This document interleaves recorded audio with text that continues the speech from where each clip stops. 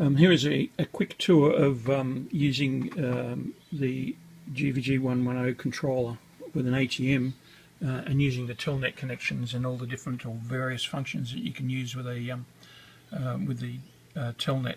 It's connected to the controller through the IP address that the controller is using, which is you can preset that in many different places, but and this is the screen using PuTTY. One of the first commands I can do, here's my keyboard down here, I'm ready to hit, hit the question mark, which is the help, and when you do that it comes up and shows you all the different functions that you can do, and this list is growing all the time.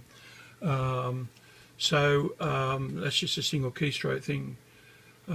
So one of the things that you can do, first thing I'll show you to do, is setting up a GPI command, meaning a closing contact or a ground signal that will send a command to the panel to make it do something if you want something to trigger it. Now that's set by just typing in GPI 0. There's 7 or 8, I think there's 8 GPIs, but 0 is the default GPI, which just comes standard on the controller with the cable, extra little cable there.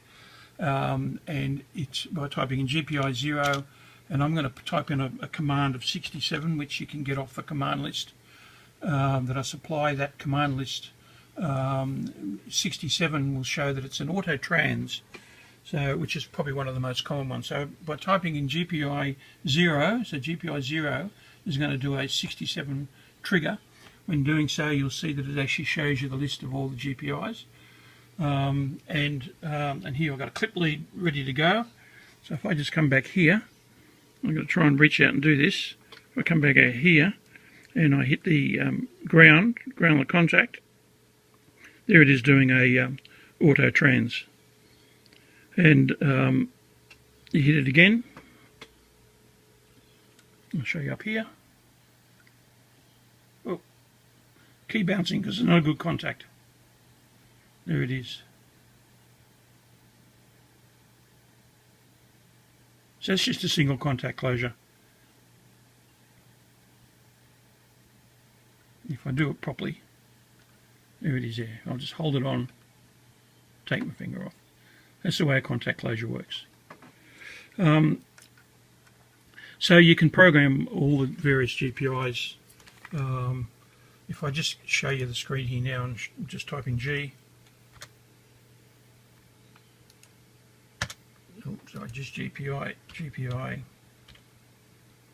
I'm going to say GPI 2 space 11, and now you can see that GPI 2's had a number 11 entered to it without interfering with the other one.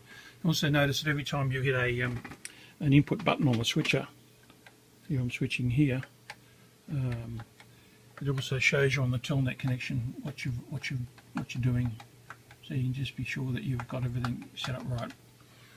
Some of the other things you can do, you can type in, I can just type in ME, like if you've got a 2ME you can type in ME2, and that'll tell it to use ME2 there for all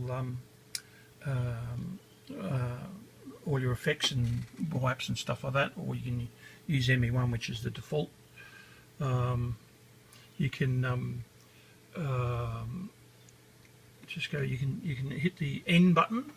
And what the N button does, you've probably seen this before, displays all the available inputs and their allocated names that this particular ATEM 2ME has. The list is obviously a lot shorter with a lesser ATEM.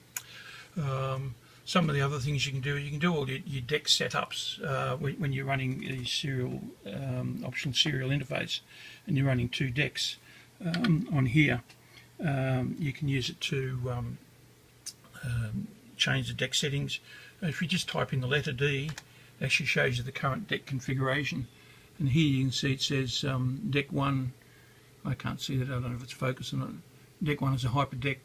It's set to, if it's in got autoplay enabled, it will play when its input is selected, and then it tells you what input, and there it's got button 0, meaning it hasn't got an input allocated to it yet for autoplay. We'll be covering that in another video. and then it tells you what pre-roll, if any, that you're using. So sometimes you might want to queue a deck up a bit earlier or whatever. Then it tells you deck 2, and you see the deck 2 says it's a JH3, and I've got a Decklink, sorry, Blackmagic router hooked up. My VTR10 on here is actually a JH3, but VTR11 is a AJHD 1200. So if I just select that into the router and come up over here and just press D again, and just press D again, we'll get this right.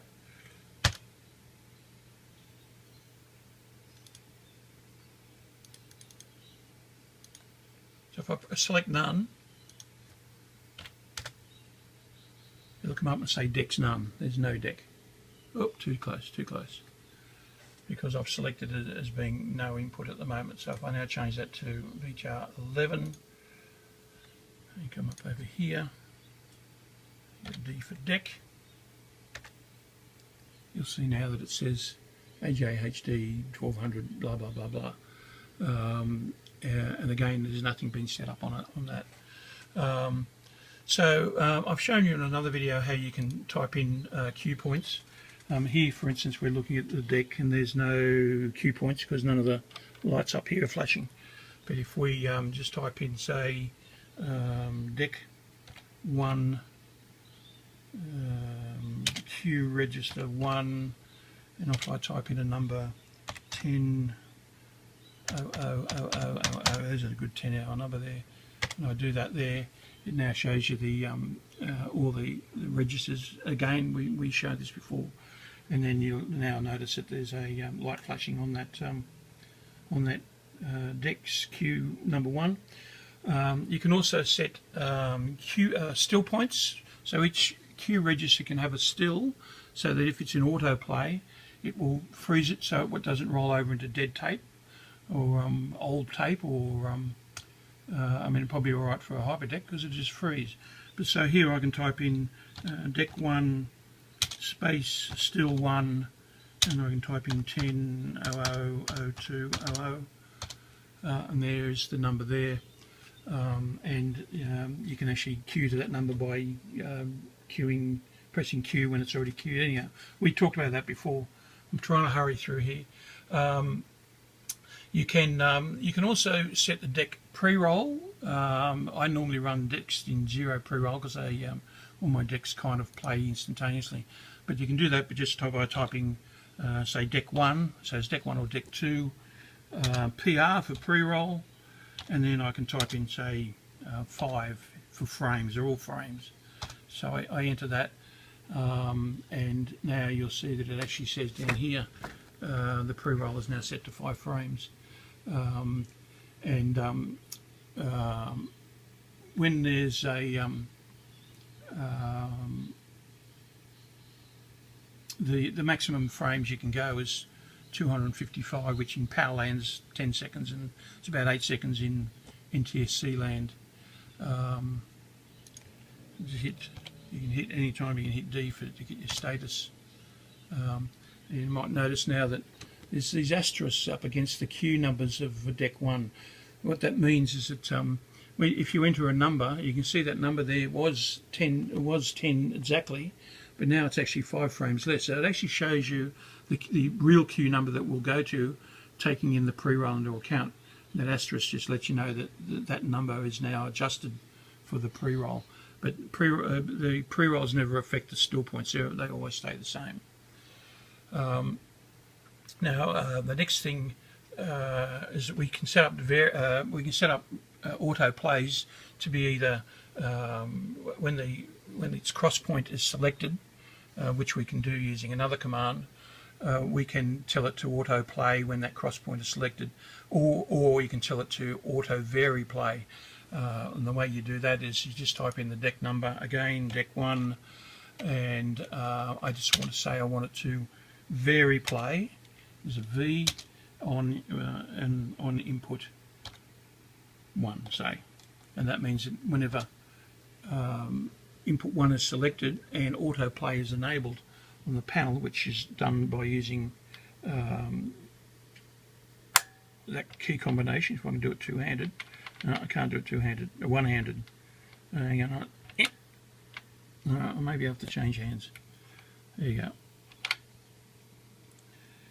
So yeah, so what that does is that command has now shown up here by saying that the hyperdeck is in slow-mo if button 1 is selected, and again that's only if you've turned the autoplay on, and that autoplay will also allow that still to occur as I previously mentioned.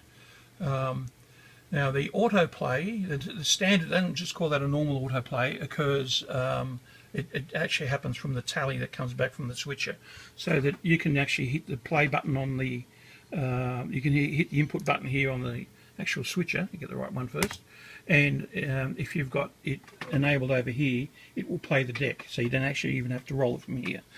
But the other mode is what I call preemptive. And again, you can go. I can just type in down here. Let me get my cursor right. I can type in, say, deck 2, and if I type in PN, which N is for normal, not vary play, and then I can type in, input 1 again. And what that does, it's now told the deck or deck 2 will be a preemptive play when button 1 is hit. Now, what that means is that if you want to cut straight to a deck, not dissolve or sting or wipe, you can hit the actual button, hit the input button, and what that does is it will play the deck first, and then when the deck is actually playing and locked up, it will then do the cut. Now that can be adjusted in the settings here, and you can put a delay in as well, and you can actually see, if I can wind out this window a bit, it's a bit thin. Yeah, you can see it actually says there, if I hit deck again just to show the status. Oh, still not wide enough, a bit more, there we go. Let's hit D again, and there you can see it, it's saying that there's a delay of 3 frames. Now I set that up earlier because the DVC Pro HD deck takes 3 frames to lock up. So that means that if you hit the button, if you press the cut button here, the cut won't happen until 3 frames later, so assuming that the deck's locked up. Now something interesting you might notice here, you notice how there's 2 separate lights on over there. That's because I've accidentally left the switcher in a different switch mode. There's 2 types of switch modes, and again you can set it up through the panel here.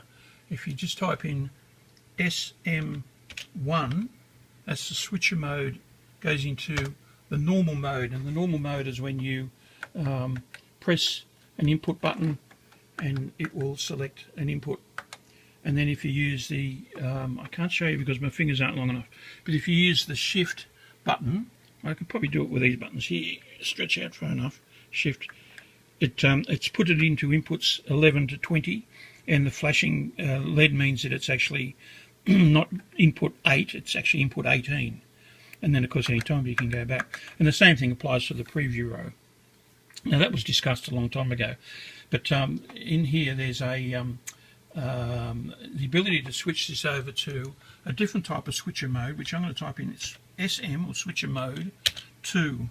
And what that does, oh, I can't even show you, there you go. What that does, this is now switcher mode 2, it now allows the switcher to be totally different. So now you can actually select inputs 1 to 10 as you normally did, but to select inputs 11 to 20, you use the second row. So if you want to use that all the time, you can just label your panel differently. So if you see here, I'm going to switch between 1 to 10. As you can see, I'm switching fast here, 10, and then when I get to the next row, it continues switching in the same sequence. So that's using all the 20 buttons to switch 20 inputs. Now the flashing is that if I want to cut the preview row, so I'm cutting the program row, if I want to cut the preview row, I actually cut it using the shift button. Oh, wrong button, over here it is. And now you see The flashing lead indicates that's what's on the preview row. If you go over here, you'll see that's what's on the preview row. That's on the program row because it's not flashing.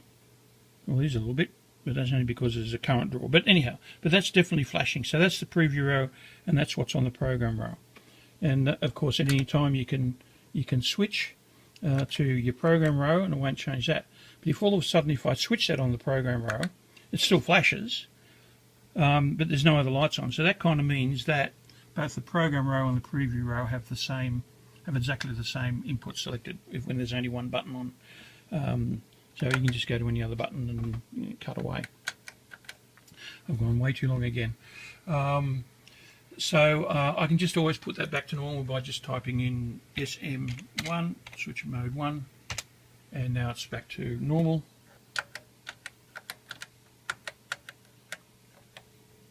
Like that. There it is. Okay.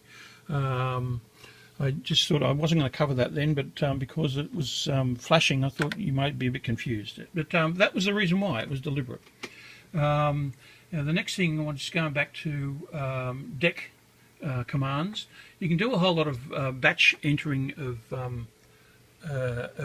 numbers. You don't have to type each one in. You can actually, I have scripts here which I've pre-made up. And I think I've shown this before in a video where you can actually have a whole bunch of scripts that I can, like for instance here I've got a whole bunch of commercials. I think these are them. So there's a whole script. So if I actually copy and just paste the whole lot into the Telnet window, there it is. It's pasting all of that into here. Now if I go over to deck control, you'll see all the queue registers are now being loaded, and I think I've even loaded the second deck as well. Yeah, so both decks are loaded, fully loaded now with all queue points, and it also loaded still points for each one as well. I'll show you that in a moment, but I just wanted to also show you with this script loading, I just want to show you cross points. So I've shown you in an earlier video how you can set up cross points here by using certain commands, but what you can also do that using a script. And here I've already got some preset cross points made up. I've just got to find out where they are, and this is how you do it here. Using the command X1 being cross point 1, and then you can set to what you want it to be. So I'm just going to copy all these, and there's 20 cross points, and press copy, and I'm just going to paste them into here. And now there's all the cross points loading up. Now what that does, not only is it loading all the cross points so that when you switch the cross points here, you might notice that it's also loaded up all the multiviewers. And I do have the second multiviewer on a monitor somewhere. I've just got to find it. I have to switch my router over to the multiviewer, and I'm trying not to rush, which is there. And I'm just going to go to here. I think it's number 3. Yeah, so that's the second multiviewer up there. So if this phone can stop ringing, it'll stop vibrating. But anyhow, so you can set up all the cross points by totally changing what button will cut to what input. And if I go to there, that's one of the tape machines I just loaded up all those queues to, which is the hyperdeck. So theoretically, I should be able to hit any button here, and there it is. It's quickly it's quickly queuing to each one of those points that I've allocated to, and the second deck is the same thing as well. The second deck is a tape machine, so it'll take a bit longer and to queue, but I'm not going to show you that at the moment. That's for another video. And just another example, if I want to switch all the inputs, make all the input allocations to be, say, color bars. There's one down there, color bars. It's going to, again, I've got a pre-prepared batch script here. It's going to copy them, and if I paste, I'm going to come back here when I paste, and you have a look what happens to the multiviewer.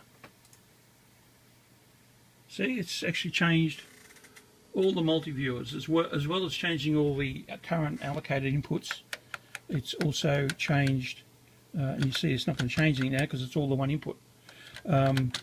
It's now changed them all to colour bars. Let's go back to that pre-allocated one that I had here. I'm going to document this a bit better in writing, but I just wanted to kind of give you an idea of it working. So I'm just going to copy and paste all these back in here again, and there's the multiviewers all changing and all. They're all set up, all gone back to normal. So you can actually save complete inputs and multiviewer settings in a script file and then upload them any time. And you can combine deck controls and cross points and pre-rolls and GPIs, and you can just combine them all into any kind of a script. Just seeing what else I wanted to quickly show you here. There's another simple little command here. What I'm going to be doing is that I'm going to be allowing all the helps files and all the dialogues and that are used here. I'm going to actually make them file-based so that you can create foreign language versions of them, and they're all actually stored on the supplied and built-in SD card on here. And you can actually have a look at what's on that card. If I just go to capital D on the Telnet connector and hit enter, and there it actually shows you all the files, and there's not a lot on here at the moment, but there will be. That file also contains all the deck types, so that if new decks come out, they can be configured, etc., etc., etc. I think I've rushed through that a bit, but that's going to be it for the moment. As I said, that'll be in a document. Everything will be documented the way it is. Very soon I hope to get my serial board so I can get them in ready to install, and then I can put this poor little fella's pants back on again. Anyhow, talk to you soon.